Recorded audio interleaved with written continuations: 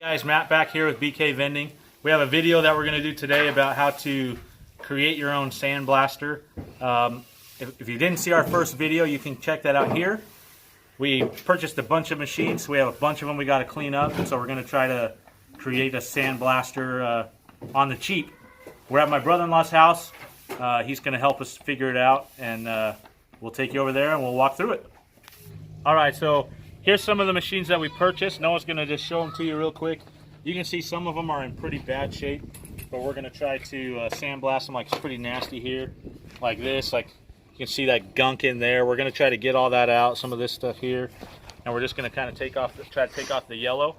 So what I did, my son Noah actually found a video by the King of Random. He's pretty popular. You can check him out, but it was how to build your own sandblaster. I found a video about a guy who did it a year before, but essentially, let's go to Harbor Freight. This is what I purchased. It was like $5.99, I think, and then I got this walnut shell blasting and tumbling abrasive stuff. Same thing. So just going to take this out if I can figure out how to do it here. All right, so I got it open. You can see it comes with this part right here. So I'll just have to get something to take that off, and then we'll put this one on, and then I'll come back and show you once we have that done. All right, so we have this piece attached. Now what we have to do is cut a hole right down here. You can use a file or a grinder or something like that. You want it to essentially be just a tiny little hole, nothing too big or anything like that.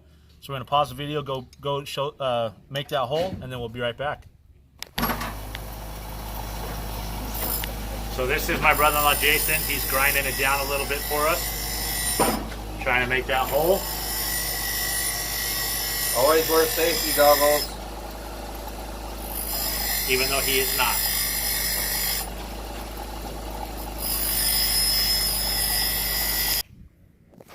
Okay, so we're back. You can see we have our little spot that we drilled out. You can see it does have a hole there where stuff can get in through that. So we have that piece ready to go. Now next you need just any water bottle or Powerade bottle, whatever it is. And normally, you know, there's that little ring right there. We got to cut that part off. Make sure it's completely dried out. You don't want any moisture in it at all. And so what we're going to do is we're actually going to drill a hole through right in this part and out this side so that this piece will fit right through. And then we can tip it upside down like that over the hole. And that's how we'll do it. So we're going to go drill that hole and get this piece in, and we'll be right back. All right, so when you're filming, this is my brother-in-law Jason, though. We didn't ever see his face before, but he has one of these cool little things so we can kind of measure which one we want. So it fits pretty good in that one, and it doesn't fit in that one. That's the one we want to use to make our hole.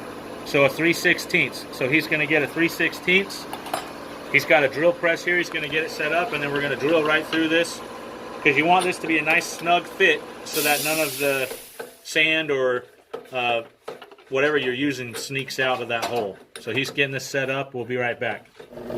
Just make sure you got all your safety equipment on, like your eye protection.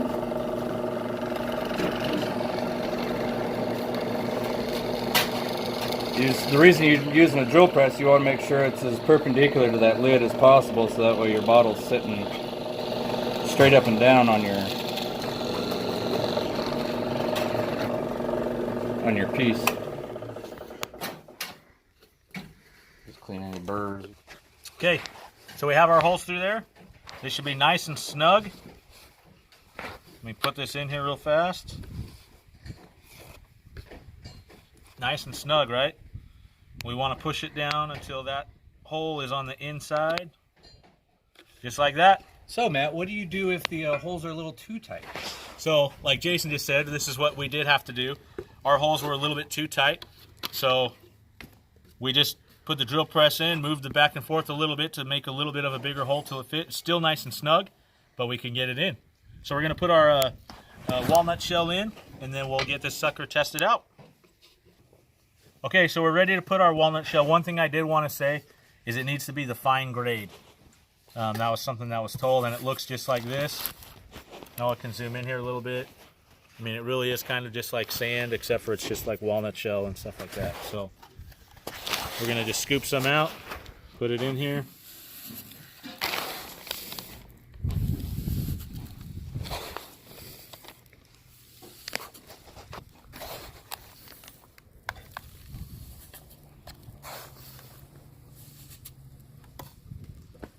Okay, I'm going to close this back up. Make sure if you're using a funnel that it's cleaned out and you don't have oil residue in it, because that will clog your device. Excellent point. We did clean this out. Then you put the lid back on it. Turn it back upside down so our opening is on the top part, facing the top part of the lid. Wiggle it back through. And then we're good to get the air compressor hooked up and try this puppy out. So we'll be right back. So when you do this, you want to make sure your PSI is only at 50. Anything above that will probably scratch the metal or anything like that. All right, so I'm ready. Make sure when you do this, you wear the proper equipment so you can look cool like I do. Noah's going to come around. We're going to try this thing out. All right, so we already tried a little bit. It was getting a mess everywhere, so we're going to try it inside this box, which we did a little bit. It'll bounce all over, but I'm going to show you how it works. So once you just pull the trigger and aim, you can see.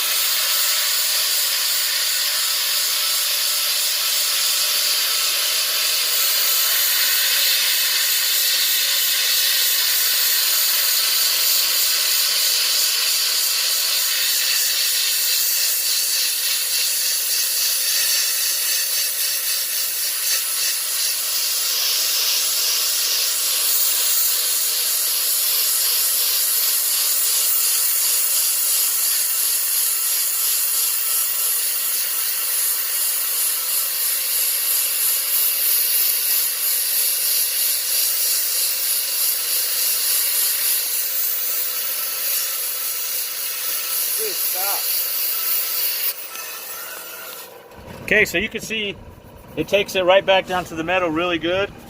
Obviously there's a few little spots I need to touch up, but I mean it takes it off really nice.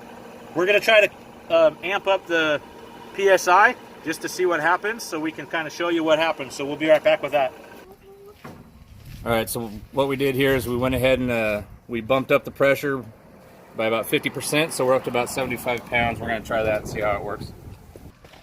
All right, so we turned the PSI up to 75. We're going to try this front where we took the Mylars off. You can see all that sticker residue stuff. We're going to see if it'll take that off as well as the paint.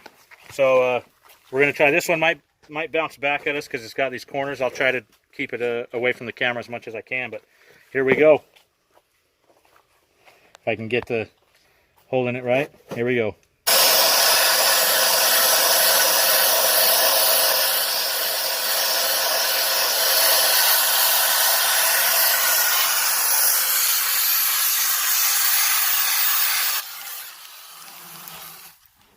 So that one comes out a lot harder. It hits you a little bit better. It stings just a tiny bit on your arms, but it's not too bad if you wore long sleeves. I'm sure you'll be fine. But you can see here, let me lay this down here over here real quick. You can see here, I mean, it did a pretty good job of taking that stuff off, and it was a lot faster than when I did it up to 50 PSI. So my brother-in-law Jason has this old axe. It's pretty worn out and rusted. We're going to try it on that, see how it does. Now, before we do the axe, let's just see. Turn it around. There's still a label on the back of it. Let's see how it does with that up pressure, if it'll take the label and the adhesive off. So I did a little bit just to take off the name and number of the previous company, but I'm going to go ahead and show you guys how it works. We're going to hit it here real quick.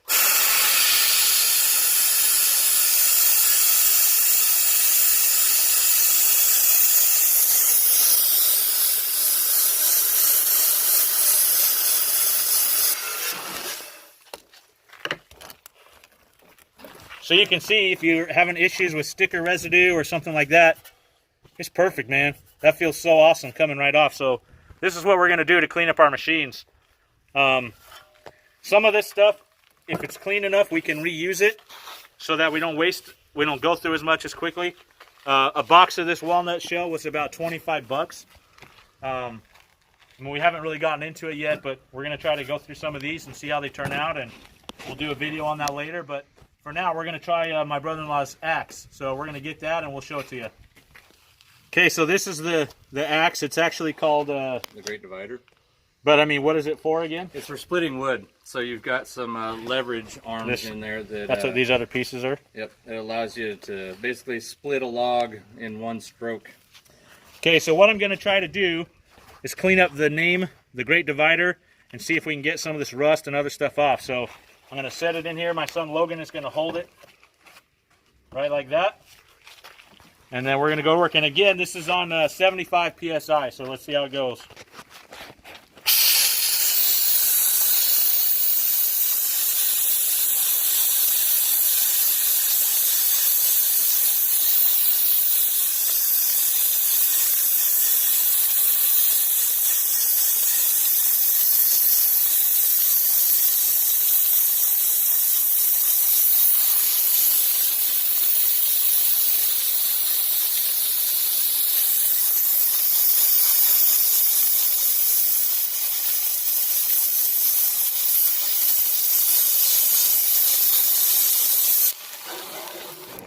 Okay, so when doing this, especially at 75 PSI, I highly recommend a full face shield.